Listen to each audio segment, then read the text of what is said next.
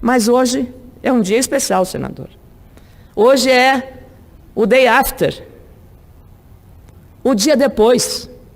Já que falamos tanto em fake news, uma expressão inglesa, e o day after também, como o dia D, que foi domingo, e o day after é hoje.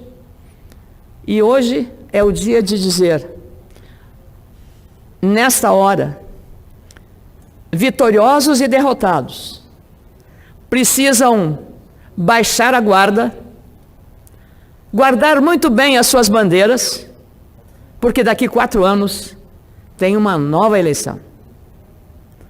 E daqui até lá, os líderes, os estadistas, precisam, mais do que administrar a crise grave que vive o país e os estados brasileiros, vivem os estados brasileiros, mais do que isso. Não é apenas administrar a crise fiscal da União, a crise fiscal dos estados, que é o desequilíbrio das contas públicas. As economias dos estados e do país até anda por si, pujança em vários setores. Mas as finanças do Estado brasileiro, seja do município, seja do Estado na União, a crise federativa é aguda.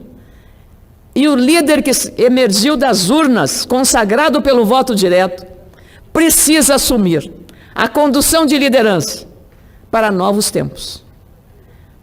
Esquecer que estamos entrando num terceiro turno de eleição.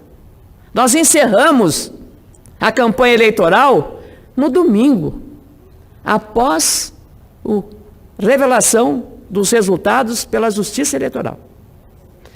Agora são novos tempos. E o estadista que tiver a capacidade de, não só o vitorioso, também não olhar o retrovisor daquilo que considerou injustiças praticadas, dos ataques do adversário, das críticas mais duras da imprensa. Não olhe o retrovisor. Olhe para frente. Pode até olhar para os lados, mas para frente é muito melhor. E o horizonte é um horizonte que sinaliza para muitas necessidades, mas a maior delas é de paz, concórdia, tolerância. Tolerância, respeito às diferenças, sejam elas religiosas, sejam elas de partidos políticos, sejam elas de gênero, sejam elas até esportivas. Tolerância, respeito. Precisamos esquecer que a campanha existiu.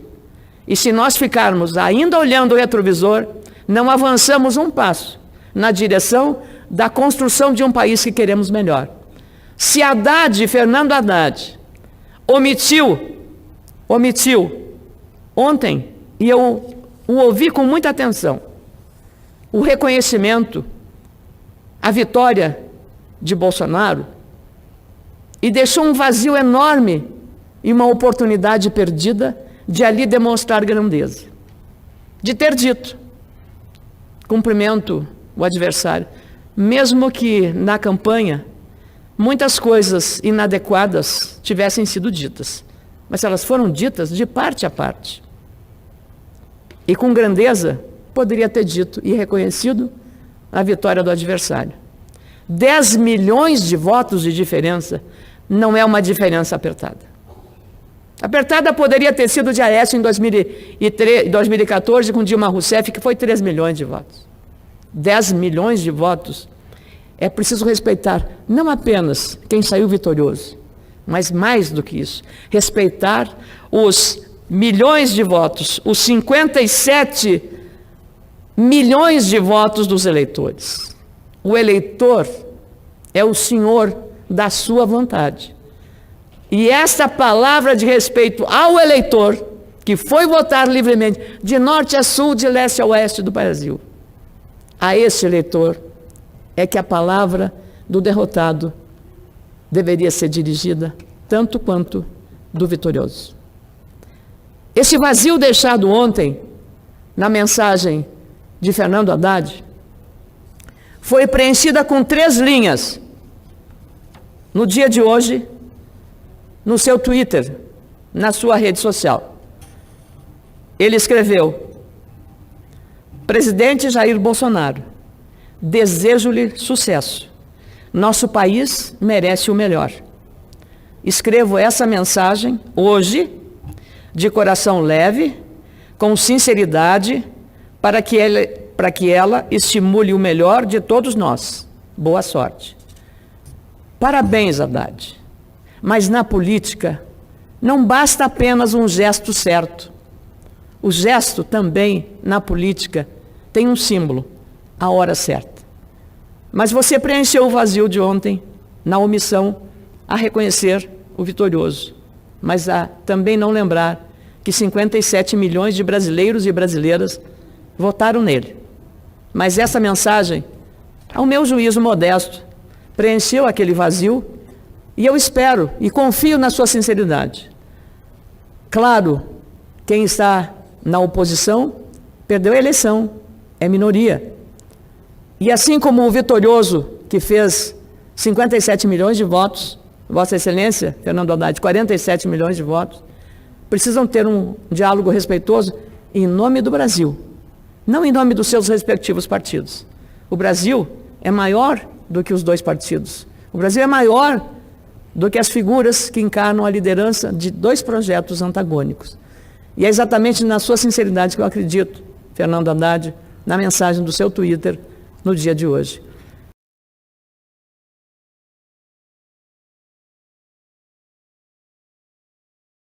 Então, a mensagem do vitorioso Jair Bolsonaro também remete a uma crença de que as instituições, a democracia serão respeitadas. E quando falamos em instituições, nós falamos na relação com o Congresso Nacional, nós falamos na relação com o Poder Judiciário, nós falamos na relação com todas as instâncias da Federação Brasileira, governadores, prefeitos, com o Ministério Público, com as instituições de Estado.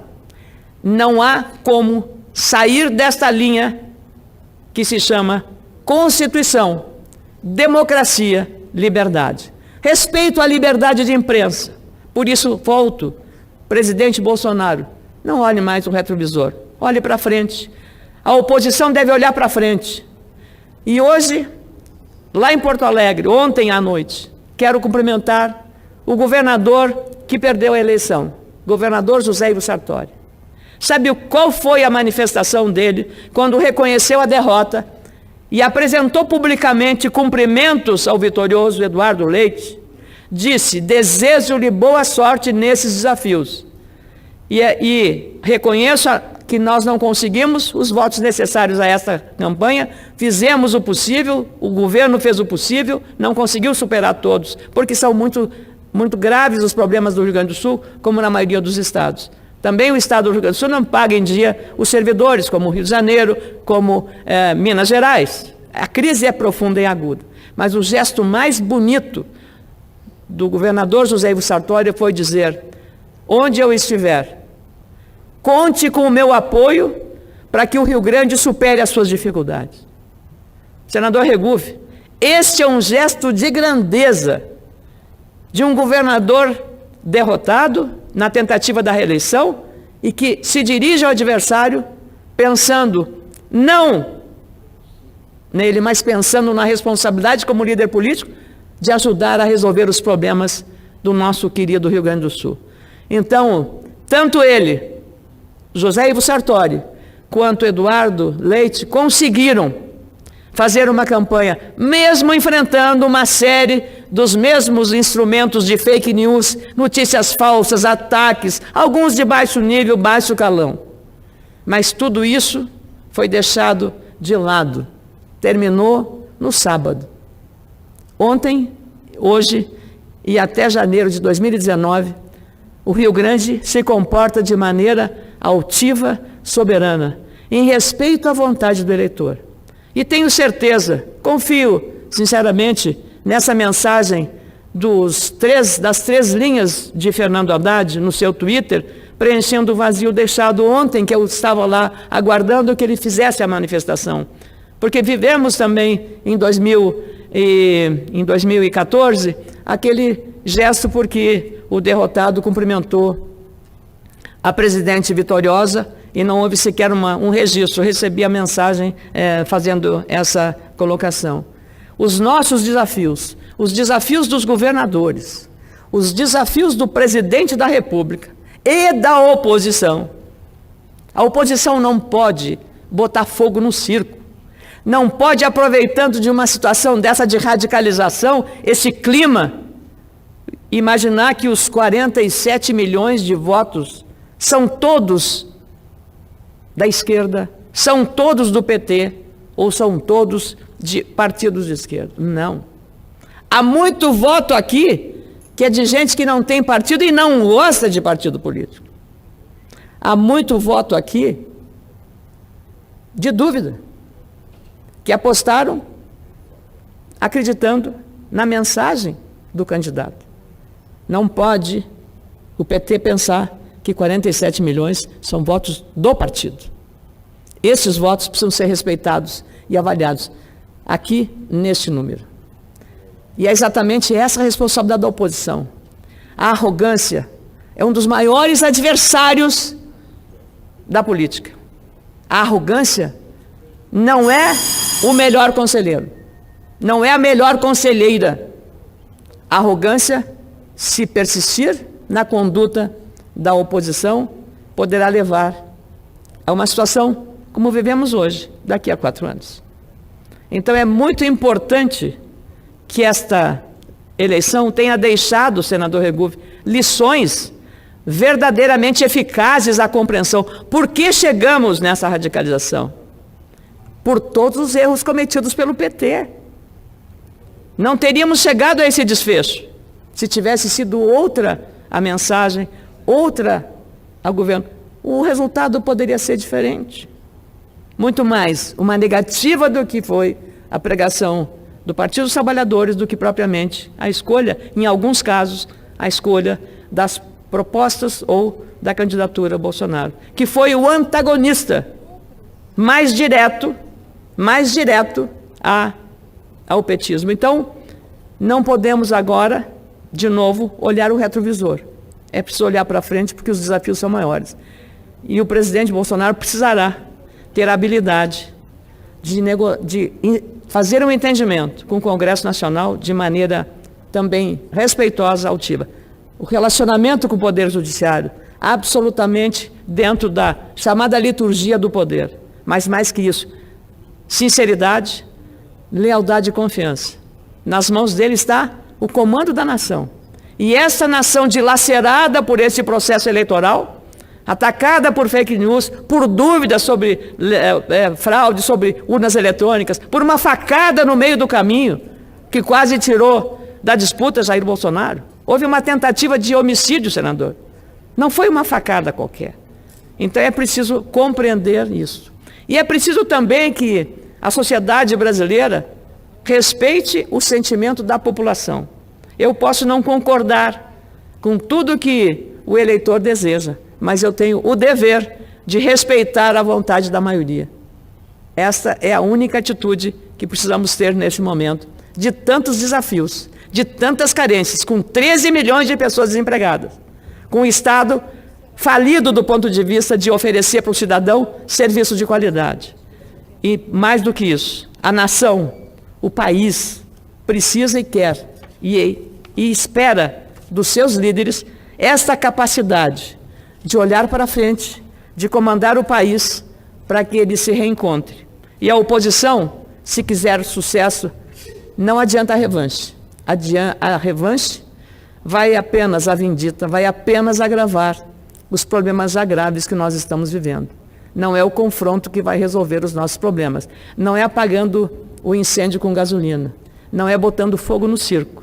Ao contrário, quanto mais responsável for a atitude da oposição no Brasil, melhor será para a democracia.